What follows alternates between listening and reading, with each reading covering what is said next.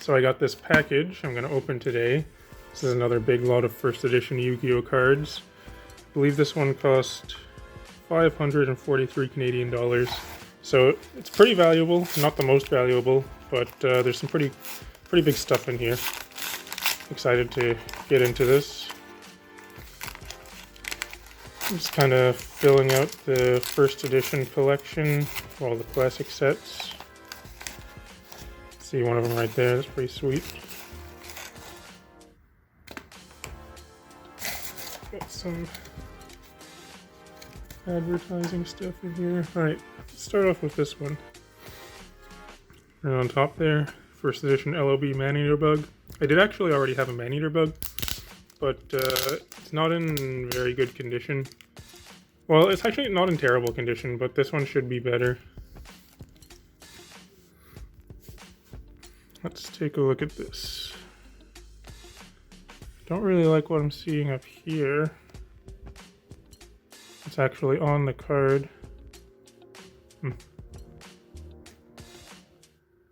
back is pretty nice. Just that weird thing there. Although aside from that, it is in pretty good condition. It's got nice crisp corners and edges. I wonder, because I don't feel anything there. I wonder if that's a print error. I guess it's possible. Anyway, not so bad. Some more LOB stuff. I've actually, if I find an LOB common in first edition, the North American English version, this is not... Okay, so it's just that one. I might have to let them know about that, because anyway, these are all supposed to be the North American English versions. But like I was saying, if I find these for like $1 or less, I'll just buy them, regardless of how many I already have. Because even commons first edition LOB, they have quite a bit of value. Like, yes, they are common, but people that want to fill out their sets, they still want these cards. And I feel like these are something that could actually be quite a bit more valuable in the future, I think.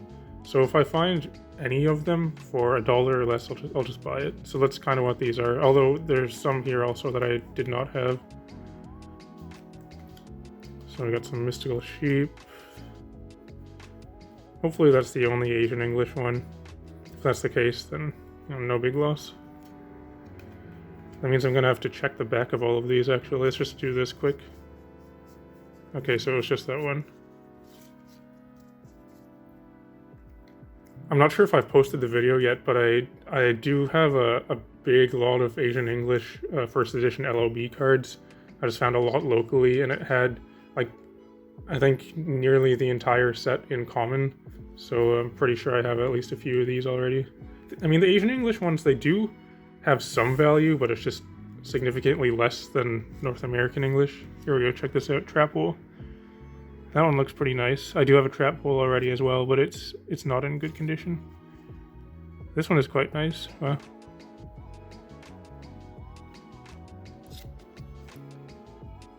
It's not perfect, but yeah, that's very good condition. Happy with that one. Two-Mouth Dark Ruler, Umi.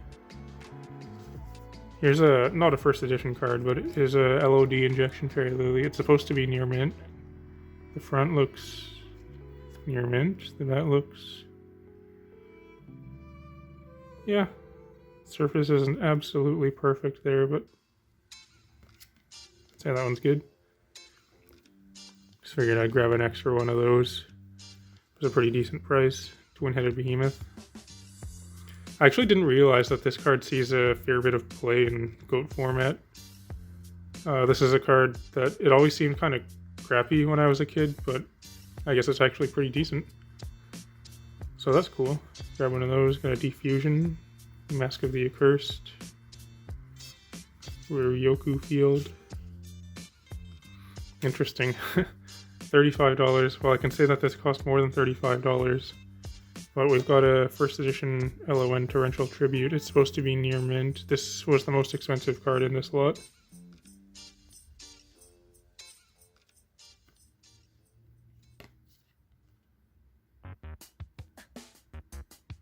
yeah, not absolutely perfect, but it's pretty close to it.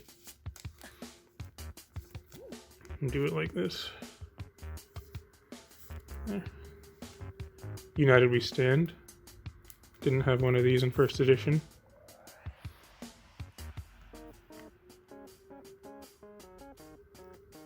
Interesting, this one was marked as played, but this one was marked as near mint, but they seem to be in the same condition. If anything, this one might be better. This one looks like, nearly perfect.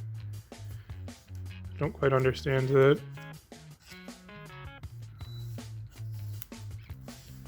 That's why I'm okay with buying played cards from large retailers, because typically it's something like this. I guess it's played, but barely. Some first edition MRD also.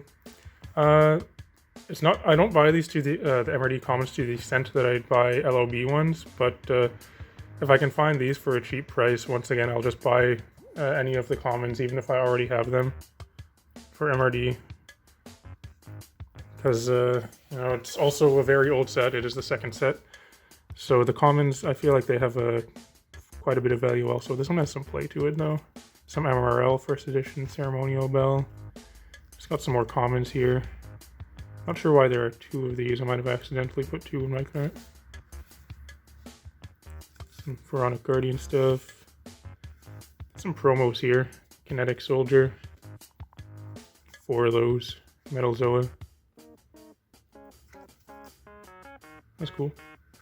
Negate Attack and Sinister Serpent. I don't believe I had a Negate Attack.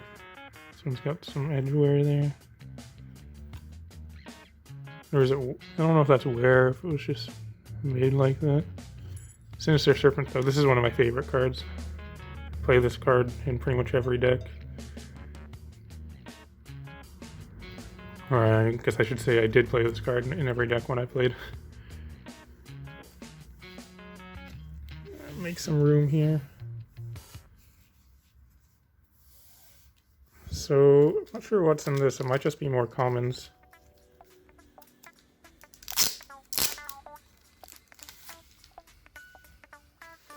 We got Dust Barrier, some Ancient Sanctuary, some more commons, fill out the collection. Another rare, Talisman of Trap Sealing, Dark Crisis. There we go. Got some Vampire Lords. I got 3 of these, I believe. These are all unlimited, but Vampire Lord, it's a kind of a fan favorite card. Even though these are unlimited, I felt like it was good to get these because I think, assuming they don't get reprinted again in the near future, this is something where I see the value just going up on steadily, even for the unlimited version. DD Designator, first edition, that's cool. Didn't have one of those. Dedication through Light and Darkness. This is a cool one. First edition LOB Dark Fire Dragon. You can see it's got a little bit of play to it there.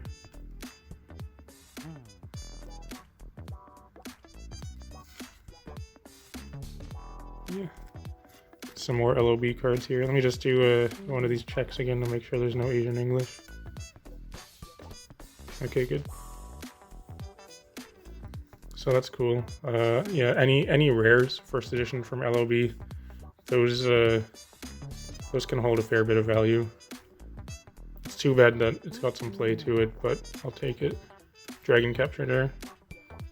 This is actually I had one of these already also, but once again, if the price is fair enough, I'll buy it. Electro Whip. 4 of those. Some more commons. There's an LLV Unlimited Gaia the Dragon Champion. It's another one where, yes, it is unlimited, but it's a fan favorite, and it's another one where if it's not reprinted in the near future, I just see the value of that going up steadily. Some more LOB commons, bunch of King Fogs there, Mammoth Graveyard. That's cool. So I think what I'll do now is, this video is kind of short so far. I'm put these in my binder, actually. Try to fill out some spots. Maybe I'll go with the LOB ones, because I think that's kind of the most exciting bit of the collection to fill out. Be careful with these here. So I got my sleeves, got my binder. Make some room. So here's the first page. Not all of these are first edition. See, the basic insect is not. It's also kind of wrecked, but it's an LOB one, so it's there to you know, fill up the empty space. So trap hole. There's that. Maybe I can do it like this, just so you can get the whole binder in here. Yeah, how's that? Trap hole. Right here. So here's the one that I already had. I believe I bought this one on Card Market just because it was pretty cheap, but you can see there's quite a bit of play to it. Back's not terrible, but this one is definitely way better. So I'll put that one in here. And then I think I also have a European first edition LOB trap hole. That's another one that I bought just because it was super cheap. I believe it was like, I don't know, €3 or something. So I just kind of figured, sure, why not? That sleeve's not the right size.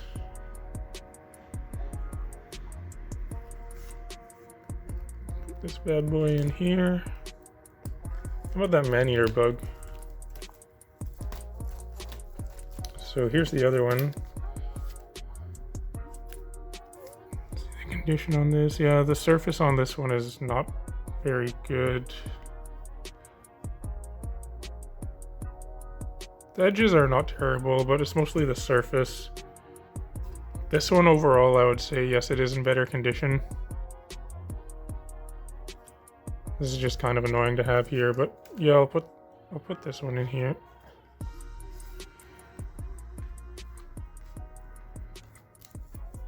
And this will go in the extras box, or binder rather. For these extra cards that I have, some of them are in a binder, and others are just in a box. Not quite sure how I want to store them. Dragon capture jar. That one, I think the one I have is already in better condition. Dark Fire Dragon though. What's that? Number 19.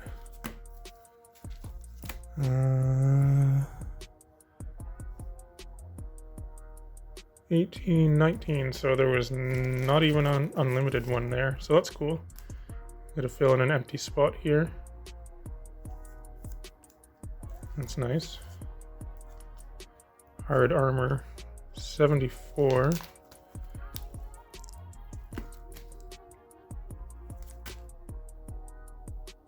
Let's see, 77, 74, I already had that in first. Hinotama Soul, 26. I think that I have this one in first also. Actually, this is the European version, so I'll switch that out.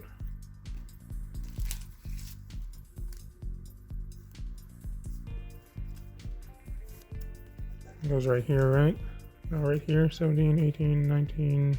Wait, this is 26. It's hard to see with the European ones because you can see they have a different number, which is kind of one of the main reasons why I think people prefer North American LOB over European, is because it's kind of hard to put them in the right order here, because you can see this is the European one is 20, but the North American one is 26. So this goes here. King Fog, what's this? 36. 33, already got one there. Kumutoko. I think I already have this in first also. 82. Right there. Mammoth Graveyard. I'm not sure if I have this one in first. 9 should be right here. No, I don't. So we'll swap that out. Oops. Suppose this unlimited one probably doesn't need a sleeve. For binders like this, definitely I would say put at least your foil cards or anything that has foiling on it in a sleeve before you put it in. So anything like this, because this binder, I actually got this in a collection that I bought, which is why I'm using it. It had Yu-Gi-Oh cards in it, and as I was taking the cards out of the collection that I bought, some of them with the foil name, some parts of the name actually came off because they had stuck to the plastic here. Maybe because maybe it was put in a hot car or something. I'm not sure, but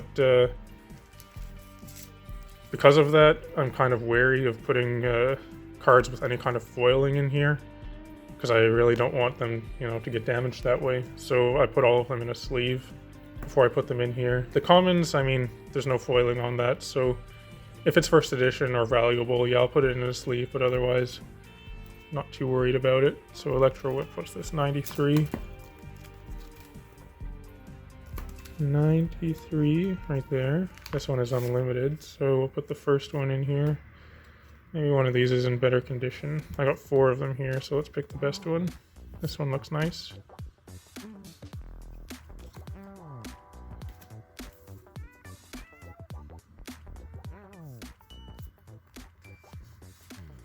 Fiend Reflection number 2, 21. Right there. Here's another one where you can see, oh, that's funny, I actually had 2 in here. Where you can see the European one has a different number. And there was also an unlimited one in behind there.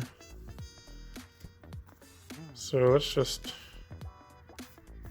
replace both of those with this first edition one. Flame Manipulator, 16 right here.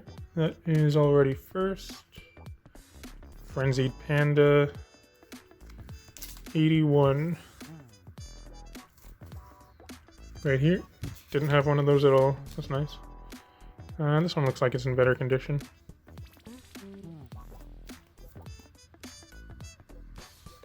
Put that here.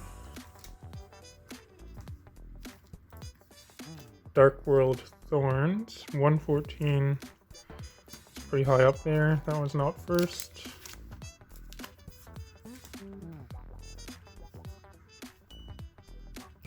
I believe right now, actually this one, which one's in better condition? Maybe this one. I think right now the only super rare from LOB that I don't have in first edition is the Swords of Revealing Light here. So I'm looking for one of those. I believe I have all of them are in pretty nice condition, actually, aside from the Flame Swordsman here. This one also came in a collection that I bought.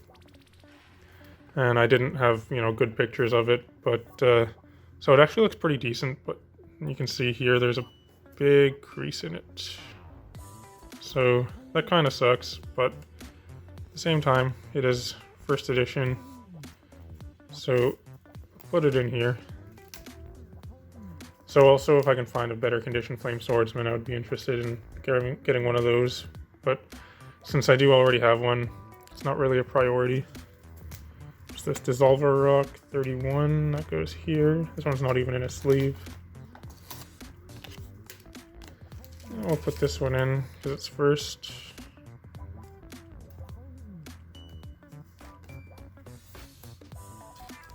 Umi. Right here. That is... So this one actually, the one that I already have, is the Australian one, or Oceanic. I think that the store I bought that from just sent me that one by accident, because I would have ordered the North American English one. But there we go, I'll replace it with this one. Two Mouth Dark Ruler. I'm fairly certain I have this in first already. Right there. Spike Cedra, 103. Where's that? Right there. That's not in first.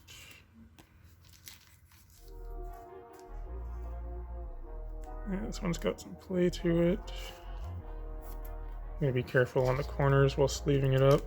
Mystical Sheep number 2 is 37. Right there.